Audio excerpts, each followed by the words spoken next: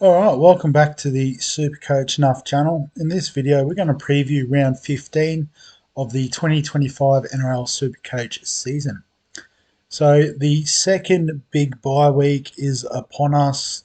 Only 5 games this week, so only 13 will score, which obviously we keep in mind with our trades.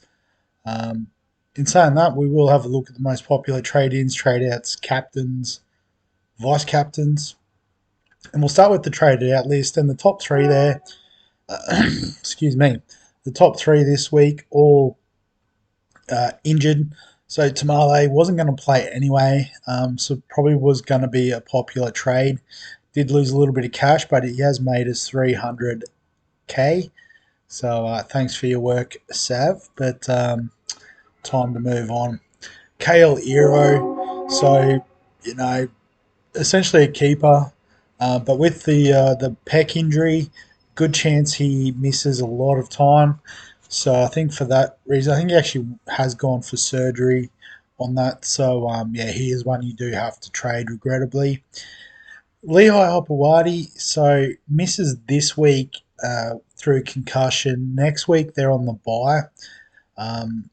So I think he's actually one you can hold. So if you've got the 3, I'd be trading Tamale and Ero first, and then if you really want to trade Hopewadi with your third trade, you certainly can.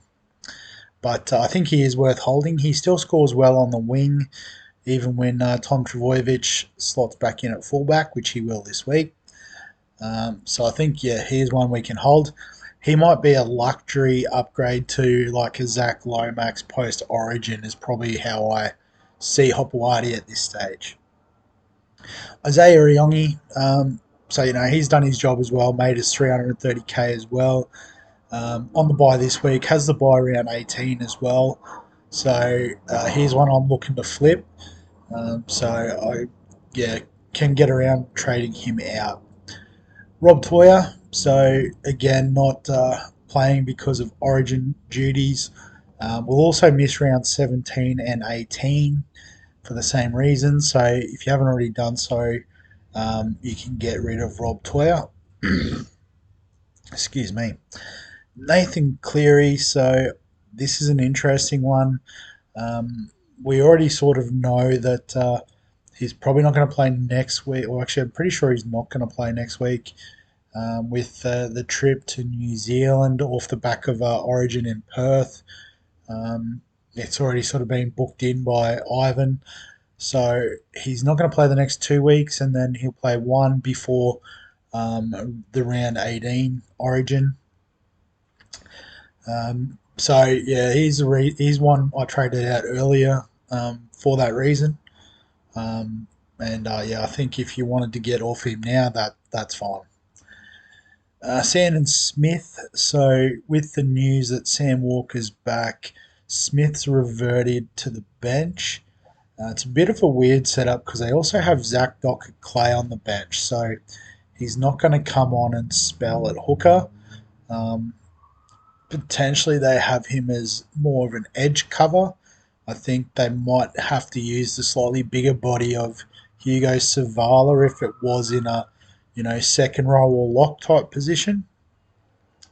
So it's a bit of a weird one. I think here's one you can trade this week. Corey Horsburgh, so on the bye anyway, but is in around the Queensland squad. And I think if their forward pack is out muscled again, he'll be unavailable for round 18.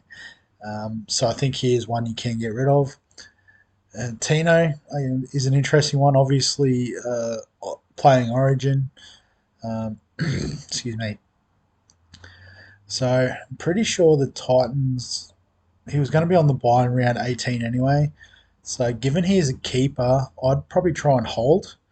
But, at 700k, there is obviously the temptation to use that money elsewhere. But I think that's a hold. And Zach Hosking probably hasn't really worked out the way we thought he would. So yeah, you can trade him out this week. On the traded in list this week, number one is Jermaine Osako.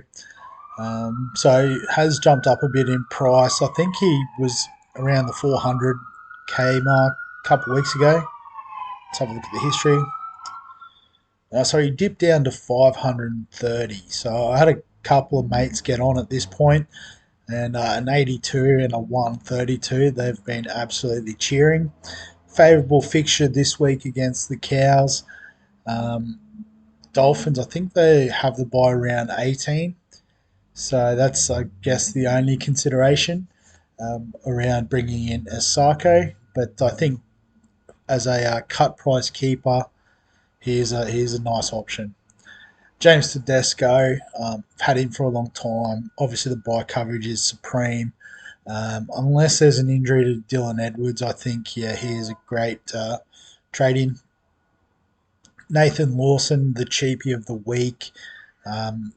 Copped a bit of a lesson last week against Jack Bostock, but looks like he's got really good job security. And the Dragons, they do have the bye next week. They do also have a bye in round 19. So it is a bit tricky to cover those smaller bye rounds. But in saying that, I think his cash that he could create from trading a 500k type mid-range pick can really open up some options for the rest of your team. So definite trade in there. Jacob Kiraz, probably my favourite centre wing option. Bring him in. Bit of chat about Brian Toto's got an injury and Kiraz came into the squad, but I think that was purely just to give him some experience. And if something did happen to Toto, he would slot in. But I think they're just being cautious with Toto, and he'll be right for next Wednesday. Scott Drinkwater, so I guess he's been a main target for a while. We were just waiting for him to dip in price. He has taken a 62k bath this week, but reset his break even to 71, which he can easily hit. Obviously, the Cowboys have a few outs with Origin, so that might potentially hinder his ceiling. But supreme coverage. The Cowboys' next buy is round 27, so bring in Scotty Drink. Herbie Farnworth, if you haven't got him, he's probably the number one target this week. There is a question mark around Kiraz, but it's fairly easy to swap him for Eero. I already had both, so I've don't have to do that this week, but bring him in. Hiroti, the job security's there now with the long-term injury to Eero. Sharks coverage is okay. They do have the buy in round 18. It's just an awkward price. I'd rather go down to Lawson or, go up to a keeper. So, but if, you're looking to cut a corner, perhaps, Hiroti isn't the worst option.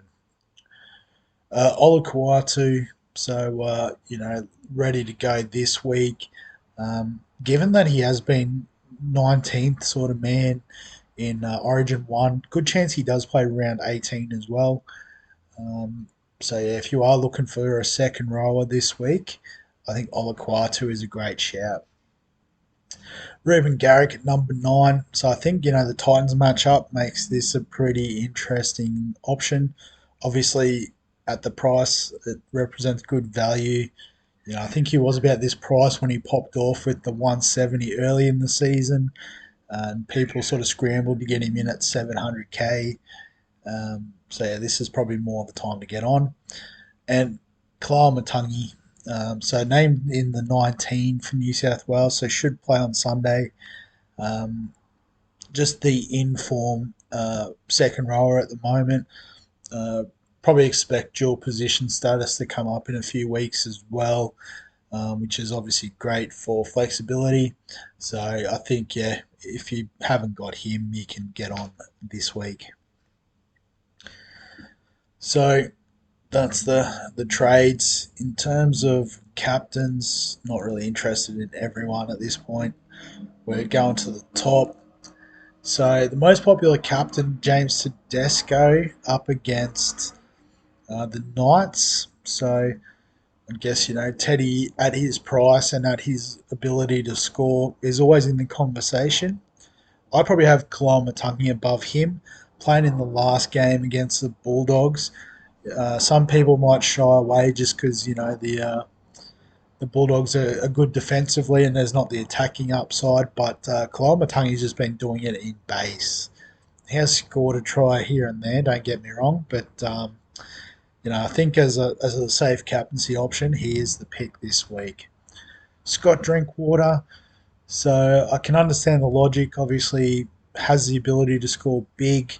Um, the thing I worry about is just the amount of players the Cowboys are missing on Origin duty, particularly in their forward pack. So it's not the worst forward pack by any stretch, but it's definitely not their top line rolled gold stars. So um, yeah, I'm not brave enough to do that, but then again, I'm far away from the 10%. So these guys probably know more than me. Nico Hines playing the first game against the Dragons. You can see he's very popular VC, but a few people just locking the C on him and throwing away the key. Hopefully he bounces back from his 48 last week. Um, yeah, Nathan Cleary, so probably a few people just haven't made the change yet from last week. Herbie Farnworth is an interesting one. He does have that ability to go big with a 105. Um, yeah, I do like it actually.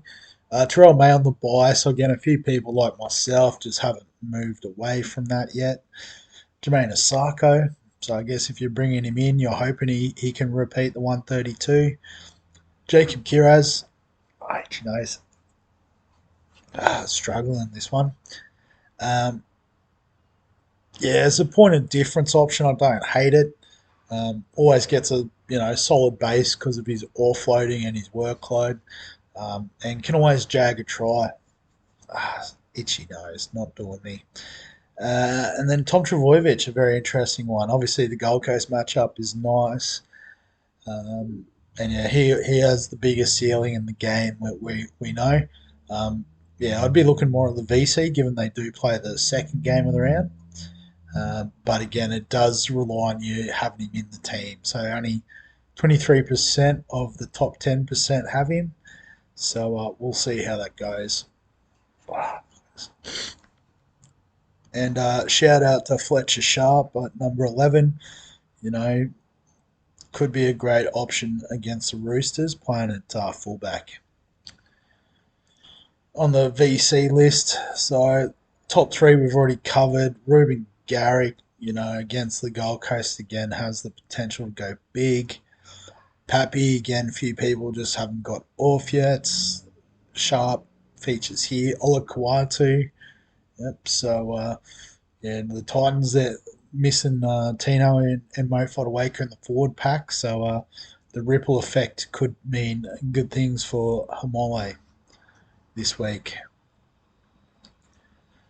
So, in terms of my team this week, the first two trades are going to be pretty much the same as what we already looked at. So, Tamale out and Lawson in. Iongi out and go back to round 14. Scotty Drinkwater in. So those two moves are the same. Obviously, I've got the ability to trade a Eero or a Hopewadi, but with Eero, the plan is the same as what it was last week, which is basically to flip him into Eli Katoa in the second row as starting to flesh out the second row. Hopewadi, as I said, I'm probably going to hold, and he could end up being a flip to Lomax after Origin if I can't sort of squeeze enough money out of the Lawson Smith combo there, probably. So what I'm thinking is something a bit different because let's be honest, the season can't get any worse. And there is a player I'm pretty interested in bringing in. And as I said, I'm a bit concerned about Sandon Smith's role in the team. So we're trading out Sandon Smith, and the player we're bringing in, which he wasn't in the top 10, so this is, I think, serious pod territory, 1.3% to be exact, but Kurt Donahue. So I guess with the Dolphins, they've lost Tommy Gilbert for the season, they've lost Dan Safidi for the season. Sounds like Max Plath could be out for a while with his knee. So they are a bit thin in terms of that middle forward, and particularly like a 13, that hard working but sort of, distributor type role. And I think, Kurt Donahue could have that for a good run for the rest of the season. So at 400k, I think he has a good break even too of 10.